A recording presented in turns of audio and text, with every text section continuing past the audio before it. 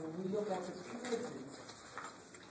Puritans were just as, how can I say, as uptight as anybody could be. Okay, because they're the ones that probably put forth a lot of our sexual rights. All right? Now, note that when we talk about culture and the behavior and things, you'll notice that it also encompasses larger scale organized phenomena like religion and political rituals. Notice that the word ritual was used in terms of religion. We know that there are rituals in religion, but we also have rituals, the book points out, in politics. There's certain things that come up just by clockwork, okay? And it's not like they were always there, as has been pointed out. There are things that change over time. We didn't always have what they say a state of the union address from the president. Okay? That happens over time. Now we know that every year we're going to get a state of the union address. Okay? We know that we're going to have the state of the state addressed by the governor. And we're going to have a state of the city addressed by the mayor. You start seeing these things where people come in like as though they're being accountable. But the point is that these things are ritualized. Okay? And you could point out to a lot of different kinds of things that are ritualized. Your book says, look at the Super Bowl.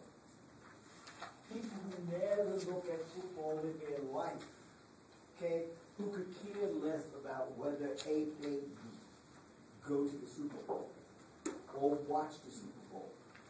And we know that some people watch the Super Bowl on Super Bowl Sunday just so that they can see the new commercials that are coming out.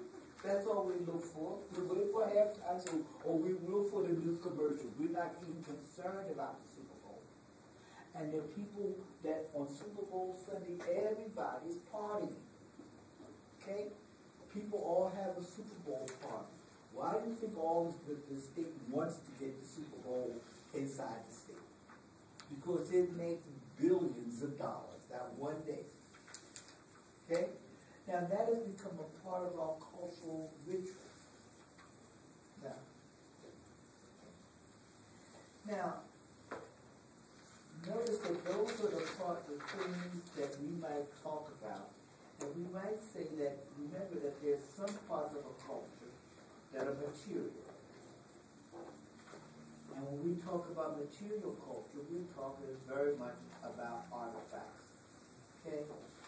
And these are the physical items that are produced by the people that or who share the culture. Okay? And your book says, look at artifacts. Everybody, tacos. Okay? Or they say, you have to, just look at bread. They say, we have tortillas. We have baguettes. We have bagels. We have puree bread. We have all of those things that are associated with particular cultures. Now, but what happens is that culture and these kinds of cultural objects help us shape the world. Okay?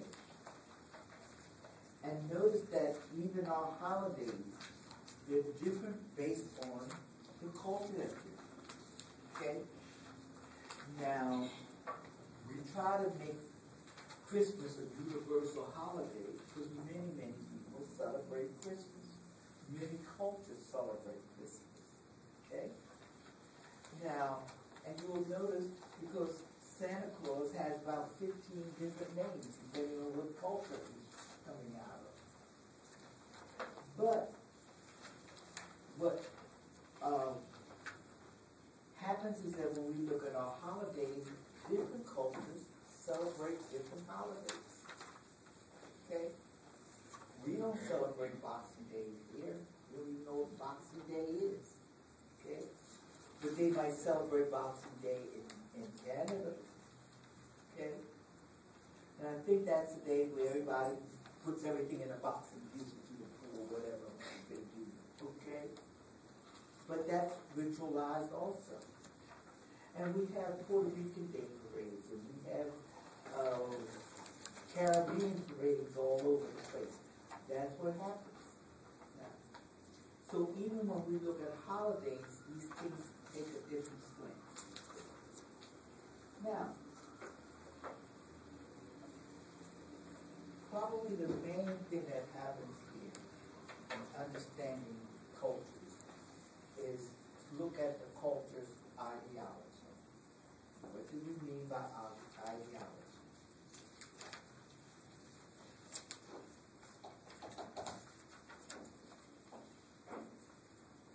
What do we mean by ideology? A system of being that requires everyone that makes value, judgment. The way things happen. I'm sorry. The way things happen. The way we look at things. It's the way we look at things. That's a good thing, okay? But the way we look at things has already been sort of embedded in us. We already know how we're going to look at things almost before they start properly, okay? Because it's a meaning. Our ideology helps to explain the world for us, okay?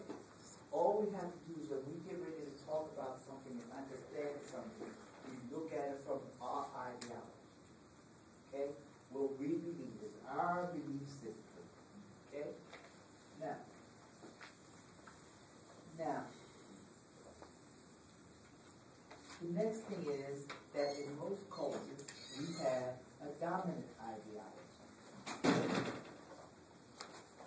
And notice that dominant ideology is usually reinforced. Okay, it's a set of assumptions that we work on. This is the way things are. Okay? And notice something else too. The dominant ideology usually supports the current social system and serves the interests of those in power. The dominant ideology is really what the culture or what the people in power want people to believe. Okay? Now, clearly, isn't capitalism better than socialism? Is not capitalism better than socialism? Well, how about from our cultural standpoint? Which one is better? Capitalism. Why do we know that capitalism is better? Because if you start talking socialism, you've got a problem. Okay? It is very clear to us, you get at the end of the day, it's very clear to us that what happens is that we believe in individual initiative. Okay? That you get what you work for. And we all buy into that. Okay? We all buy into that. How do I know? Because everybody comes in and they look out for, I almost want to say they're looking out for number one. All right? Now, how does this happen? Notice that all of you are in school, okay? All of you are trying to better yourselves so that you, okay? Because this society says that you should put in the tool. One of the things that we believe in is that education is the key to success. Okay? We believe that. That's part of our ideology. All cultures don't believe that. All cultures don't set up a whole formal educational system for the people. Okay? Now, that's number one.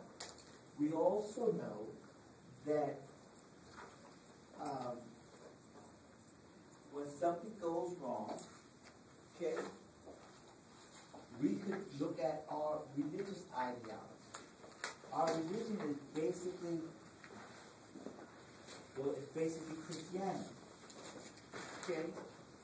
And so even with that, when we see people of other religions, we don't understand that. Look at the things that happen when somebody put on on some internet, I want to say, some insult about the Prophet Muhammad. Okay? The whole culture, okay, goes up in arms. Because this person could insult their prophet. Okay? And we don't understand that, but that their ideology says, yes, this is the way the world should be. What they don't understand is how in the world we can let something like that happen. They don't understand how we can let that happen. They don't understand that we might talk about individual freedom and that you have the right to say what you want to say or do what you want to say. And if you want to write something obscene on the internet and pass it out, if you want to write something that is not very pleasant about somebody and put it on the internet, then you can do it and nobody's going to stop you. Other cultures don't believe that. Our culture, we have newspapers that print basically what they feel like printing. That's within reason. Okay, I don't want you to think that's quite right. Okay, and I don't want you to think that the government does not get involved in what newspapers print. Okay, because that would sort of be naive. All right. I don't want you to think that the government doesn't suppress news. Every now and then, the newspapers will say, no, you're not suppressing this, I'm going to let it out. Okay?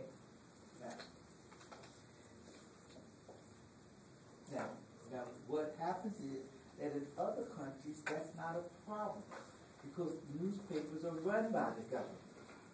So the only thing that people get is what the government wants. That's part of their ideology. They have no problems with it. They have no problems talking about let's do what's best for the society. Whereas we have a problem with that. Isn't that strange for me to say? Isn't it strange that I can stand up here and say something like, we say we don't worry about what's best for society. It's almost what's best for me. And nobody says anything about it. Okay? And that's the kind of thing that our ideology says, yes, that makes perfect sense to us. Okay, that makes perfect sense to us. That we look out for number one, whatever that means. Okay?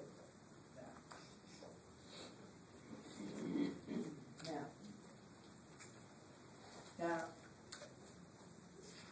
we move to, and notice that we said that these dominant cultures serve the interests of the authorities or people with power or something of that nature. Okay? Now, one, notice just something simple like schools. Okay? You notice that the schools basically, how can I say it? The schools sort of teach you what people want you to know.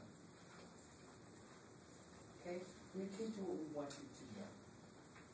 We teach you how to fit into this society. Okay? How to get a job for somebody who's saying, this is what we need. We need more technicians to come out of the schools. We will change the curriculum so that technicians start coming out. Okay?